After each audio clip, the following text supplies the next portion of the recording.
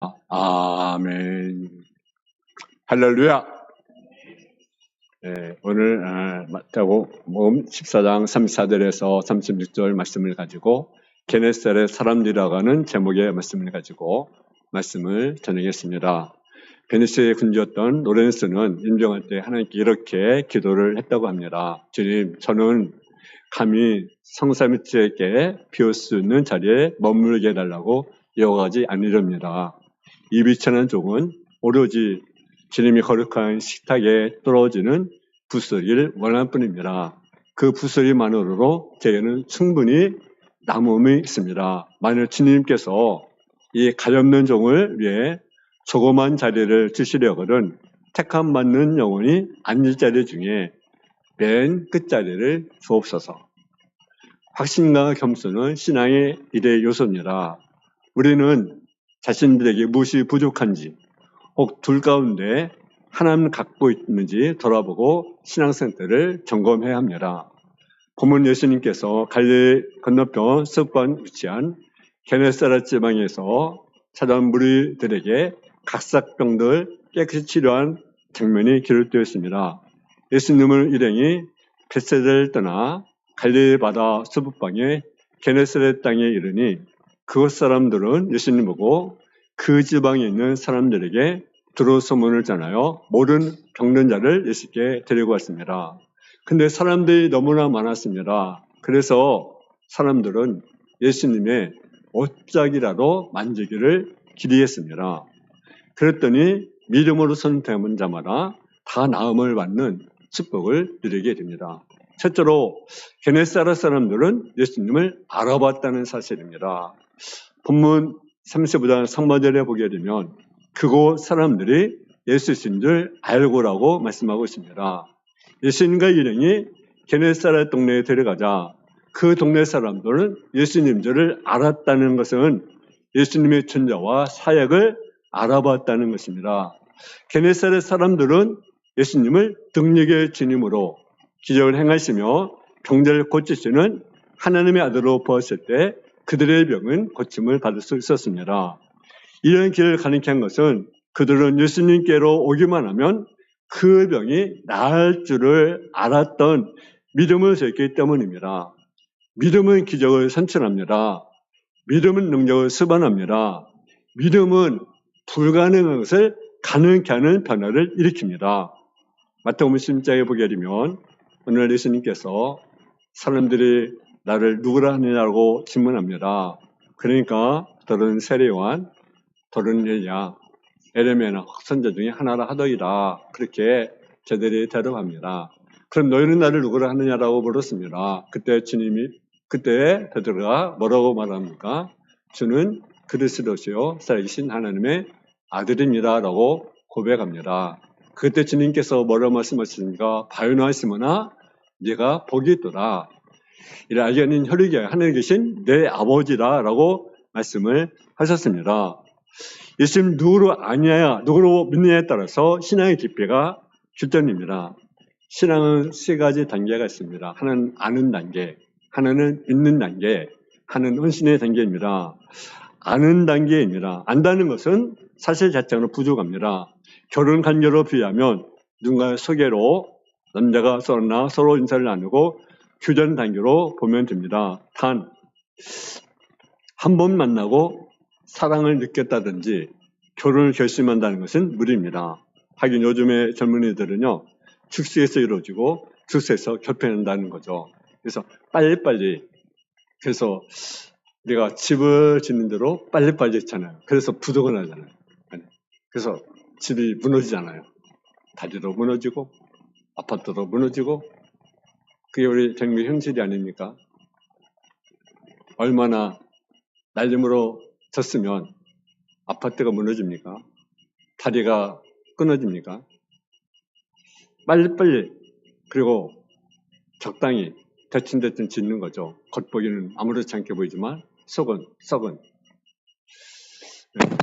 그들의 모습이 그러면 안 되겠죠. 겉은 아름다워 보이고 겉은 멋있어 보이는데 속은 썩는다 한다면 안 되는 거 아니겠습니까? 무엇이 우리를 더럽게 합니까? 입에서 나온 것이 우리를 더럽게 하는 것이다. 속에서 나오는 악한 생각, 그것을 뭡니까? 더럽게 한다고 성경이 우리에게 말씀하고 있습니다. 그래서 우리는 단장해야 된다라는 거죠. 우리는 뭡니까? 주님의 신부라는 사실을 우리가 기억해야 합니다. 두 번째는 믿는 단계입니다. 이 단계에 들어서야 신뢰와 사랑이 성립되니라. 이 단계에 들어서야 사랑도 고백도 이루어지고 깊은 교제가 이루어지게 되는 것입니다. 근데 이 단계만은 부족합니다. 어떤 게 필요합니까? 헌신하는 단계인 것입니다. 이 단계에 들어서야 사명도 감당할 수 있고 복음도 전할 수 있고 순교자를 마실 수가 있는 것입니다. 성숙한 신앙은 아는 단계를 뛰어넘어 믿는 단계, 더 나아가 어떤 얘기까지 이루어지는 것입니까? 헌신의 단계까지 이르게 되는 것이죠. 바로 이는 저와 여러분이 아는 단계가 아니라 믿는 단계로 끊는 것이 아니라 어떤 단계까지 이루어야 됩니까? 헌신한 단계까지 이르기를 제 이름으로 축원합니다. 그래서 사명도 잘 감당하고 또 복음도 전하고 또 승계자까지 이루는 그러한 모습이 되어지기를 제 이름으로 축원합니다. 두 번째로 게네사렛 사람들은요 두루 통제했다라는 거죠. 35절에 보면 그 근방에 두루 통제하여라고 말을 합니다. 거르사 지방 사람들은요 예수님이 그것을 떠나기를 바라했습니다. 근데 게네사렛 사람들은요 주님을 기다렸던 듯이 많은 사람들에게 주님이 그것에 왔다고 통지하게 됩니다. 거르사 지방에서는 주님이 필요하지 않았지만 게네사렛 사람들은 주님이 절대로 필요했다라는 거죠. 주님이 필요로 하는 사람들은 이 세상에서 가장 중요한 것을 인식할 줄 아는 사람입니다. 그는 주님을 간절히 필요했기 때문에 모든 문제들을 해결받는 축복을 누리게 되었습니다. 그리고 모든 사람들에게 이러한 기쁨을 전하기 위해서 두루두루 통제하여 많은 사람들이 주님을 만나고 구원을 얻도록 하였다는 사실이죠. 두루 통제했다는 것은 널리 알렸다는 거죠. 널리 알렸다는 것은 예수님 오신 소문을 전했다는 것입니다. 이것이 바로 뭡니까? 전도라고 하는 거죠. 전도는요, 알릴 것이 있습니다. 그것은 예수님을 알리는 것입니다. 내가 예수님을 만났다. 나는 예수님을 믿는다. 예수님을 이렇게 믿고, 내가 이렇게 달라지고, 내가 이렇게 변화되었다. 이런 은혜를 받았다. 이런 축복을 받았다는 것을 전하는 것입니다. 이것이 바로 전도라고 하는 거죠. 수가성의 음악가에 물겨 나왔던 여인이 예수님을 만나 세상을 받고 구원을 받았습니다. 그래서 한 것이 뭡니까? 거기서 앉아있습니까? 아닙니다. 나가서 동네 가서 내가 예수님을 만나게 되었다고, 예수님을 만났다고, 그리고 소문을 터뜨리기 시작합니다. 요한복음 4장 39절에 보게 되면 그의 말을 들은 많은 사람들이 예수님을 믿게 되었습니다. 그러나 42절에 보면, 41절에 보면 예수의 말씀으로 말미암아 믿는 자가 더욱 많아. 예수의 말씀으로 말미암아 믿는 자가 더욱 많아.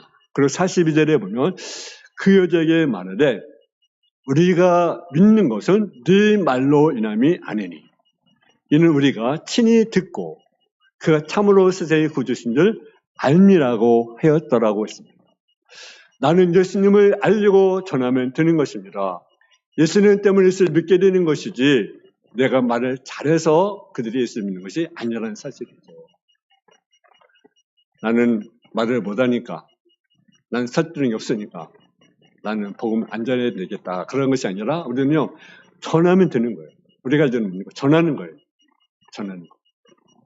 사도 여러분 전하는 거예요. 그러니까 내가 만난 예수님을 우리는 전하는 거예요. 예수 믿으세요. 내가 말을 잘해서가 아니라, 설득이 있어서가 아니라, 그것은요, 내가 말해서 예수 믿는 것이 아니에요. 예수 믿는 것은요, 예수님 때문에 믿는 거죠. 다음 우리는 뭡니까? 전하는 것입니다. 사도행전 10장 30절은 예수를 믿어라. 그러면 너와 내 집이 구원을 받으리라. 아멘. 예수를 믿으라고 구원받습니다. 또 전도적 알려야 되는 예수를 전할 뿐 아니라 뭘 알려야 됩니까? 교회를 알려야 되는 것입니다. 주님은 교회를 세우시고 교회를 통해서 복음을 전하도록 하셨습니다. 그런데 교회를 대하는 다른 태도가 있습니다. 하나는 뭡니까? 교회를 귀하게 여기라는 거죠. 여러분 교회를 귀하게 여기합니다. 왜 교회를 귀하게 여기야 됩니까? 교회는요, 주님이 핏값으로 샀기 때문에 그렇습니다. 교회는 누구의 몸입니까? 목회자의 몸도 아니고 성도의 몸도 아니고 예수님의 몸이라는 거죠. 그러니까 여러분이 교회를요, 정말 소중히 여겨야 합니다. 아멘. 교회를 귀하게 여기지 않는 사람은요, 주님을 귀하게 여기지 않는 사람인 것입니다. 또는 두 번째는 뭡니까? 교회를 섬기라는 거죠. 교회를 정수대로 섬기는 것이 주님을 섬기는 것입니다. 왜냐? 교회는 주님의 몸이고 주님의 피값이기 때문에 그렇습니다. 또 셋은 교회를 떠나면 안 된다는 거죠. 몸은 각 지체가 붙어 있는 것처럼 몸에서 지체가 떨어지면 의미가 없는 것처럼 성도는 교회를 떠나면 안 된다라는 거죠. 교회에 뭡니까? 붙어 있어야 된다라는 거죠. 그리고 네 번째는 복종해야 된다라는 거죠. 마태복음 18장 15, 17절에 보면 범죄한 사람을 권고하는 방법이 나옵니다. 처음에는 혼자 권고하는 거죠. 그걸 안 들으면 두세 사람의 증인을 세워서 권고하는 거죠. 그걸 안 들으면 또 교회에서 권고하는 거죠. 그걸 안 들으면 뭐같이 여기라?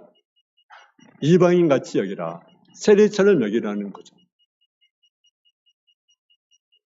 불순종하는 것은요, 우상을 섬기고 죄짓고 희할 줄 모르는 이방인과 세리처럼 취급하라는 것입니다. 주님의 성도님들은요, 주님의 교회를 귀하게 여기고 자랑해야 됩니다. 그리고 교회를 섬기고 복종해야 합니다. 세계 역사를 보게 되면 교회가 때로는 잘못된 판단을 내리고 결정을 내린 적이 있습니다. 그럴지라도 교회의 권위에 도전하고 교회를 멸시하고 교회를 파괴하면 안 되는 거죠. 잘못할 수도 있지만, 잘못 결정할 수도 있지만, 그러면 잘못했습니다. 교회가 잘못했습니다. 그리고 우리는 회개하고 돌이켜야 되는 거죠. 왜 교회가 그래? 요즘 교회가 많은 욕을 먹습니다. 물론 교회가 잘못해서 욕을 먹기도 하지만, 안티들은요, 어떻게든 교회를요, 어떻습니까? 무너뜨리려고 하는 거죠. 근데 덩달아 거기에 목회도 동조하고 성도도 동조하는 어리석은 자들이 있습니다. 얼마나 미련합니까? 그것은 사단의 전략입니다. 교회를 파괴하는 거죠. 교회의 권위에 도전하고 교회를 멸시하면 안 되는 거죠. 왜? 주님이 세운 교회잖아요. 인간의 교회가 아니라 주님의 교회자는 거죠. 평양의 산자연교회가 주기철 목사님을 담임 목사님으로 모시로 하고 청명위원으로 조마시 장로님을 청명위원으로 선정을 했습니다. 장로님이 주기철 목사님이 오산학교 시절에 교장이었습니다. 그러니까 주기철 목사님요 제자입니다. 제자. 그리고 조마시 장로님은 교장이었습니다. 그 학교. 그런데 제자인 조 목사님을 찾아온 조마시 장로님은요, 젊은 조 목사님 앞에 무릎을 꿇고, 목사님, 저에게 부임할 것을 허락해 주십시오라고 무릎을 꿇고 간절히 청합니다. 그때 이 주기철 목사님이 기도하고 난 후에 며칠 만에 허락을 합니다. 어느 날 산정교회에서 주일 예배가 시작이 되었습니다. 여러분 잘 아시죠? 설교를 하고 있는데 청년님 늦게 사정에 따라서 늦게 온 겁니다. 그래서 그 예배 중에 주기철 목사님이 청년님 거기 서 있으시죠. 그러니까 그 청년님이 그대로 서 있는 거죠. 그대로 서서 예배를 드리는 거죠. 여러분 같으면 어떻겠습니까? 예배 시간 늦었습니다. 주일날 한 10분 늦었습니다. 그래서 간호 목사가 청년님 거기 서 계세요. 권사님 거기서 계세요. 지사님 거기서 계세요. 그럼 여러분 어떻게 하겠습니까? 그대로 서 있겠습니까? 그냥 서 있을 수도 있고 그냥 와서 앉아 있을 수도 있고 뭐 이런 목회자가 있나 그리고 그냥 갈 수도 있겠죠. 근데 그 장로님은 예배 끝날 때까지 서서 예배를 드렸습니다. 그리고 예배가 끝나자 목사님께 찾아와 백배 사죄했습니다. 죄송합니다, 목사님. 제가 예배에 늦어서 죄송합니다. 왜 그랬을까요? 조만시 장로님은 교회와 지례의 권위를 인정하고 신조하는 겸손과 덕이 있었기 때문입니다. 만약 내가 그런 모욕을 당했다 한다면 어떻게 처했을까를 한번 생각해 보아야 합니다. 중요 베이컨은 겸손은 성전의 계단과 같다고 말을 합니다. 아래로 내려가면 나 자신을 알고 위로 올라가면 하나님을 알게 된다고 말을 합니다. 1700년대 미국의 정치가였던 프랭클린이 젊었을 때 선배인 고튼 마저의 집을 방문하고 내려오다가 문지방에 이마가 부딪혔습니다. 뒤돌은 선배가 그렇게 말합니다. 머리를 숙이면 부딪히지 않는다네. 장차 세상에 쳤을 때로 머리를 숙이거나 그러면 강한 타격을 받지 않을 것이에요. 그래도 어떻습니까? 내가 뭔가 좀 낫다고 또는 뭔가 좀 진짜 마음에 안 든다고 고자세를 취하잖아요. 때로는 위에 선배들에게, 거참들에게, 위에 사람들에게. 근데요, 여러분이 만일 그 위치에서 그런 모습을 들으면 여러분 어떻게 하겠습니까? 기쁘겠습니까? 내가 예를 들어 사장인데 밑에 있는 사원이 대들면 여러분 기분 좋겠습니까? 교회의 권위와 주의 말씀에 순종하는 은혜가 있기를 주의 이름으로 축원합니다.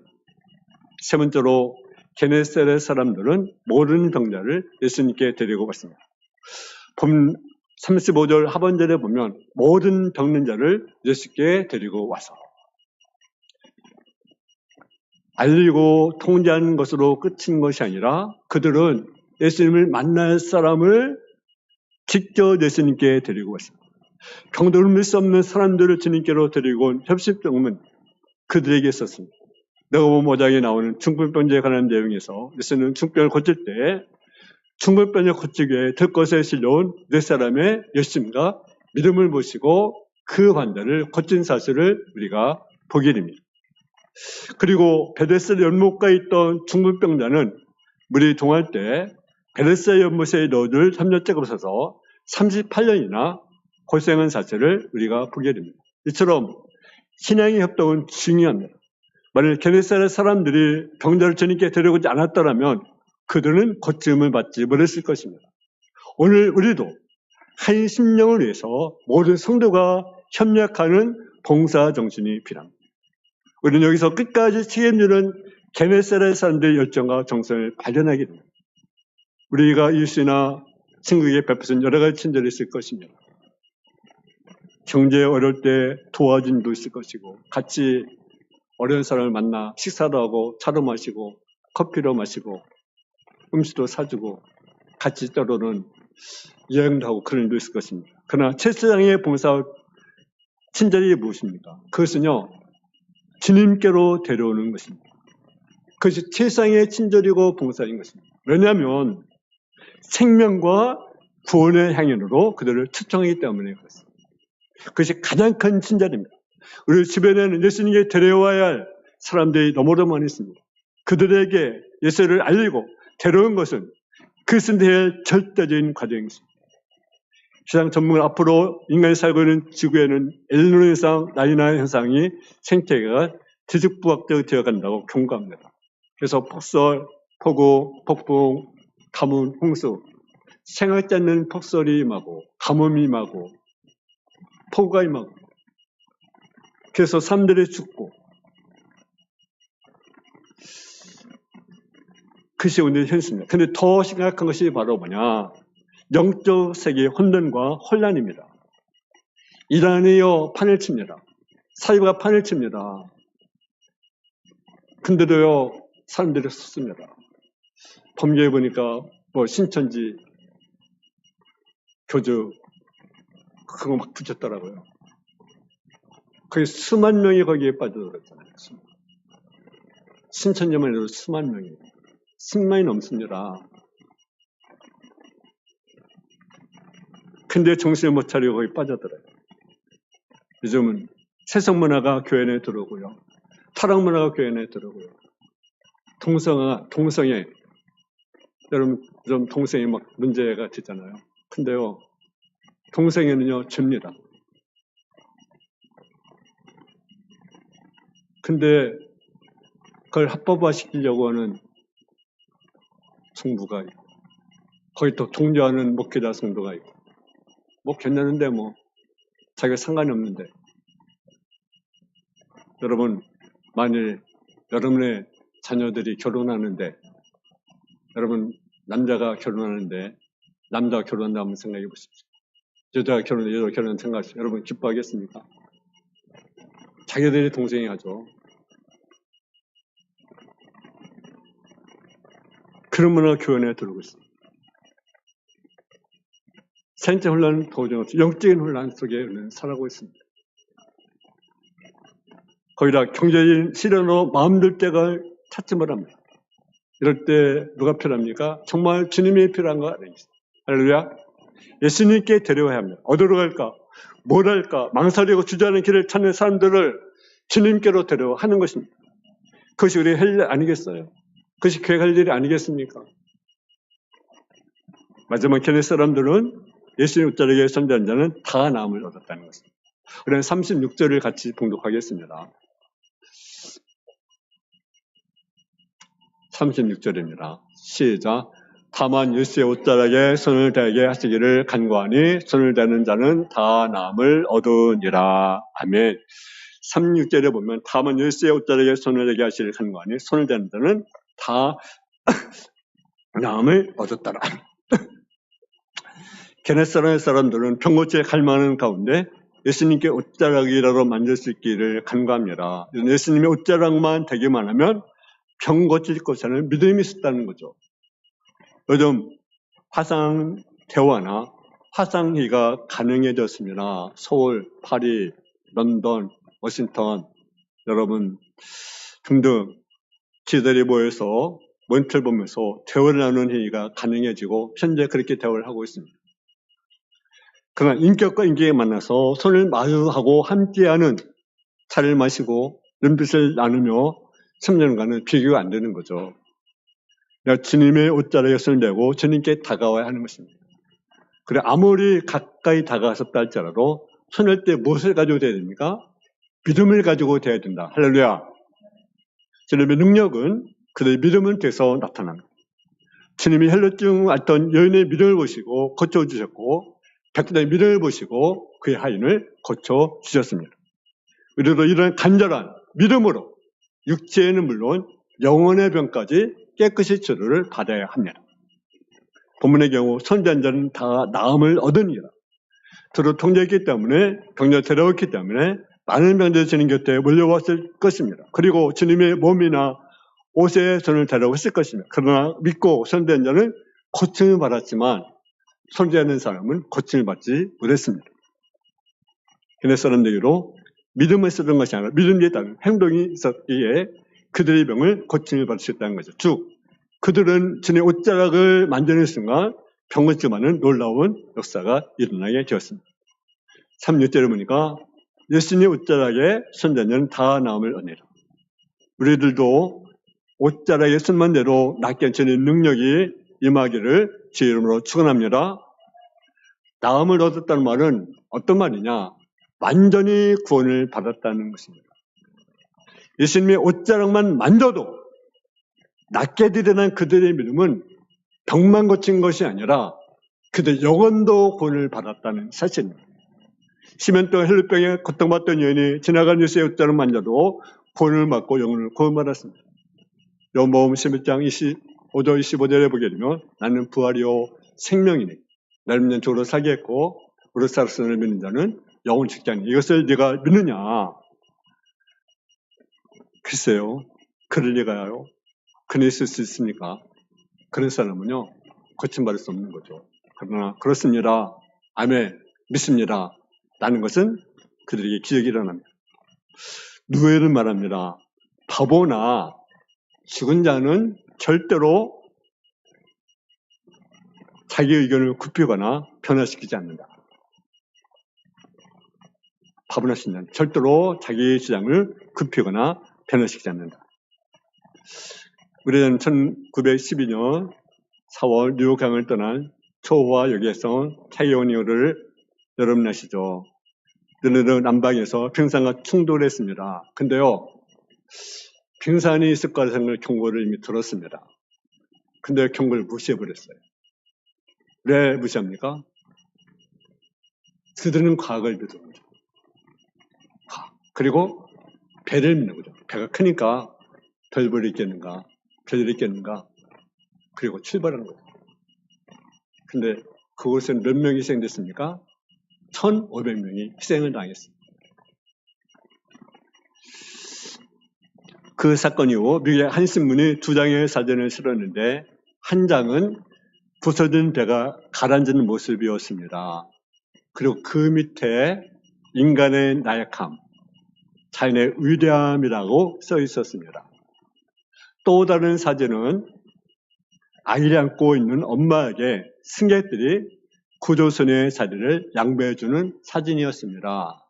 그 사진 밑에는 자연의 나약함, 인간의 위대함이라고 썼습니다.